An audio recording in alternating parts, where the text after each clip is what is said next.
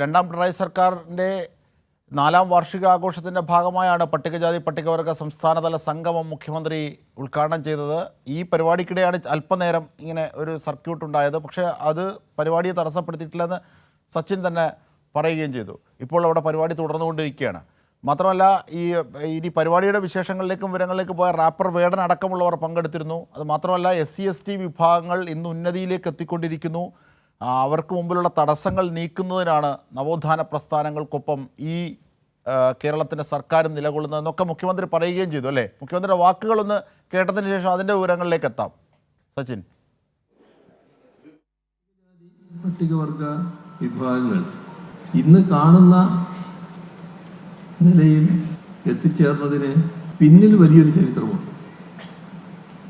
നവോത്ഥാന പ്രസ്ഥാനങ്ങളുടെ പൊതുവായ ചരിത്രം പരിശോധിച്ചാൽ കേരളം ഒഴികെ മറ്റൊരിടത്ത് നോക്കിയാൽ അതിന് വേണ്ടത്ര തുടർച്ചയുണ്ടായില്ല.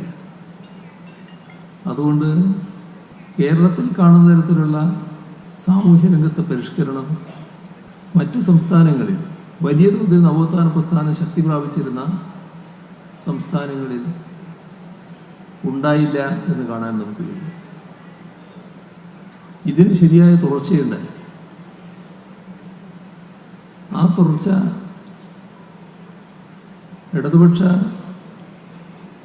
കർഷക പ്രസ്ഥാനങ്ങളുടെ പങ്കാളിത്തത്തോടെ ഉണ്ടായത്.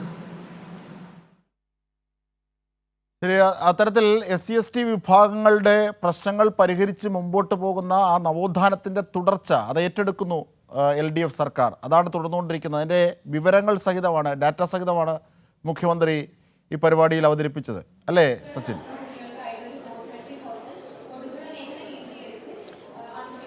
അജിംഷാദ്, തീർച്ചയായും കൃത്യമായി സംസ്ഥാന സർക്കാർ നടപ്പാക്കിക്കൊണ്ടിരിക്കുന്ന SC/ST വിഭാഗത്തിൻ്റെ ഉന്നമനത്തിനായി സംസ്ഥാന സർക്കാർ നടപ്പാക്കിക്കൊണ്ടിരിക്കുന്ന പദ്ധതികളെക്കുറിച്ച് കൃത്യമായി എണ്ണി പറഞ്ഞുകൊണ്ടാണ് മുഖ്യമന്ത്രിയുടെ ആമുഖ പ്രഭാഷണം ഈ മലമ്പുഴയിൽ നടക്കുന്ന സംഗമത്തിൽ ഉണ്ടായിരിക്കുന്നത്. നേരത്തെ അജിംഷാദ് പറഞ്ഞതുപോലെ തന്നെ പട്ടികജാതി പട്ടികവർഗ വിഭാഗത്തിൽപ്പെട്ട 1200ഓളം പേരാണ് ഈ സംഗമത്തിൽ പങ്കെടുത്തുകൊണ്ടിരിക്കുന്നത്. റാപ്പർ വേടൻ, അതേപോലെ തന്നെ അവാർഡ് ജേതാവായിട്ടുള്ള നഞ്ചി അമ്മ അടക്കമുള്ള പ്രമുഖ ഈ പരിപാടിയിൽ പങ്കെടുത്തുകൊണ്ടിരിക്കുന്നുണ്ട്. പട്ടികജാതി പട്ടികവർഗ വിഭാഗക്കാരുടെ പ്രശ്നങ്ങൾ നേരിട്ട് കേൾക്കാനാണ് മുഖ്യമന്ത്രി പാലക്കാട് എത്തിയിരിക്കുന്നത്. അവരുമായുള്ള സംവാദം തുടർന്നുകൊണ്ടിരിക്കുകയാണ്. അജിംഷാ, സച്ചിനാണ് അവിടെ നിന്നുള്ള വിവരങ്ങൾ, വിശദാംശങ്ങൾ ദൃശ്യങ്ങൾക്കൊപ്പം നൽകിയത്.